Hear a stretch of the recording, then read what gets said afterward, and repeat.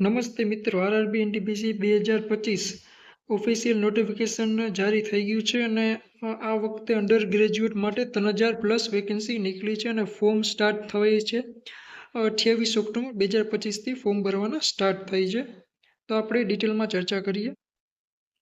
Under graduate માટે form ભરવાના start થઈ ગયા છે. ઓપનિંગ ડેટ એની છે 28/10/2025 છે અને ક્લોઝિંગ ડેટ છે એની ફોર્મ ભરવાની લાસ્ટ ડેટ છે 27/11/2025 અને ફી પેમેન્ટની લાસ્ટ ડેટ છે 19/11/2025 છે. અને કાંઈ એપ્લિકેશનમાં તમે મોડિફિકેશન કરવા માગતા હોય તો તેની લાસ્ટ ડેટ છે 30/11/2025થી 9/12/2025 સુધી એની લાસ્ટ ડેટ છે મોડિફિકેશનની. હવે આપણે કઈ પોસ્ટ માટે કેટલી વેકેન્સી છે તેની ચર્ચા કરી. તો કોમર્શિયલ કમ ટિકિટ ક્લર્ક, તો તેની ટોટલ વેકેન્સી છે 2424 છે. એકાઉન્ટ ક્લર્ક કમ ટાઈપિસ્ટ છે તો તેની ટોટલ વેકેન્સી છે 394 છે. હવે જુનિયર ક્લર્ક કમ ટાઈપિસ્ટ છે તો તેની વેકેન્સી છે 163 અને ટિકિટ ક્લર્ક છે તો તેની વેકેન્સી 77 છે અને ટોટલ વેકેન્સી છે 3058 અંડર ગ્રેજ્યુએટ માટે. હવે નેક્સ્ટ છે એજ લિમિટ શું છે, તો કે 18થી 30 વર્ષની વચ્ચેના બધા જ લોકો આમાં એપ્લાય કરી શકે છે, પરંતુ તમારો જન્મ 1/1/2008 પહેલાં થયેલો હોવો જોઈએ. યુઆરઈ અને ઈડબ્લ્યુએસ માટે છે 2/1/1996, ઓબીસી માટે છે 2/1/1993 અને એસસી એસટી માટે છે 2/1/1991 ના બર્થ ડેટ દ્વારા આપ એપ્લાય કરી શકો છો. અને એજ રિલેક્શન આમાં મળશે. એમાં એસસી એસટી કેન્ડિડેટને 5 વર્ષ માટે મળશે, ઓબીસી કેન્ડિડેટને 3 વર્ષ માટે મળશે, એક સર્વિસમેન યુઆરઈડબ્લ્યુએસને 3 વર્ષ માટે, ઓબીસી એક સર્વિસમેનને 6 વર્ષ માટે, એસસી એસટી એક સર્વિસમેનને 8 વર્ષ માટે એજ રિલેક્શન મળશે આમાં. અને એક્ઝામિનેશન ફી છે 500 રૂપિયા તમારે ભરવાના રહેશે અને CBT 1 તમે દેશો તો તમને 400 રૂપિયા રિફંડ બેંક દ્વારા દેવામાં આવશે.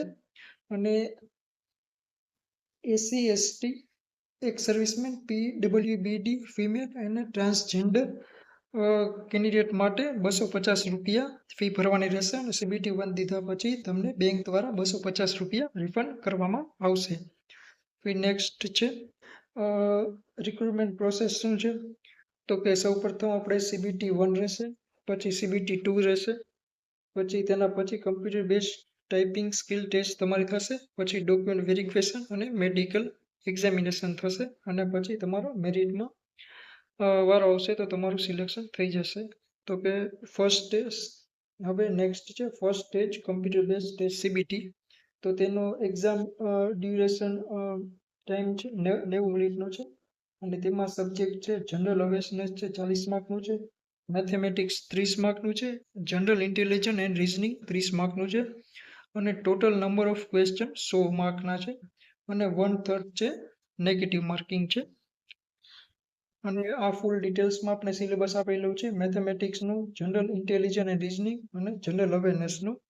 અને મિનિમમ માર્ક તમારે લાવવા પડશે. યુઆર માટે 40% છે, ઈડબ્લ્યુએસ માટે 40% છે, ઓબીસી અને એસસી માટે 30% છે, એસટી માટે 25% છે, તમારે લાવવા પડશે માર્ક મિનિમમ. હવે નેક્સ્ટ છે CBT 2, તો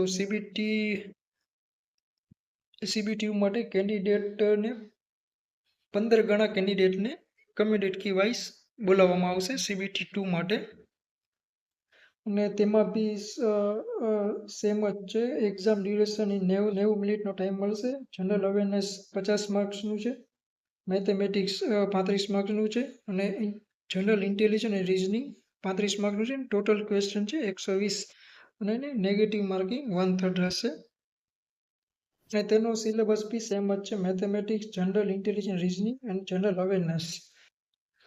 અને તેમાં બી minimum percentage of mark for eligible various category, એમાં યુઆર માટે 40% રહેશે, ઈડબ્લ્યુએસ માટે 40%, ઓબીસી અને એસસી માટે 30% અને એસટી માટે 25% રહેશે. અને પછી તમારા નોર્મલાઇઝ માર્ક CBT 2 ના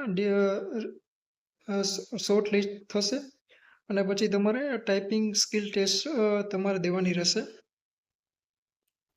તો પછી આવે છે કઈ પોસ્ટ માટે તમારે computer base typing skill test દેવાની રહેશે. તો કે 2 પોસ્ટ એવી છે કે જેમાં ડાયરેક્ટ CBT2 અને CBT1 દેવાની રહેશે. જો એવી છે કોમર્શિયલ કમ ટિકિટ ક્લર્ક અને ટ્રેન ક્લર્ક માટે CBT1 અને CBT2 દેવાની રહેશે. પછી ડાયરેક્ટ તમારો મેરિટમાં મારો આવી જશે. But accountant clerk cum typist અને જુનિયર ક્લર્ક કમ ટાઈપિસ્ટ માટે તમારે computer base typing skill test દેવાની રહેશે. અને આ દીધા પછી તમારું ડોક્યુમેન્ટ વેરિફિકેશન થશે અને મેડિકલ ટેસ્ટ થશે. અને બધું સિલેક્શન થયા પછી તમારી RRBમાં જોઈનિંગ તમારી થઈ જશે. જો તમે વિડીયો સારો લાગ્યો હોય તો અમારી ચેનલને સબસ્ક્રાઈબ કરો. ધન્યવાદ.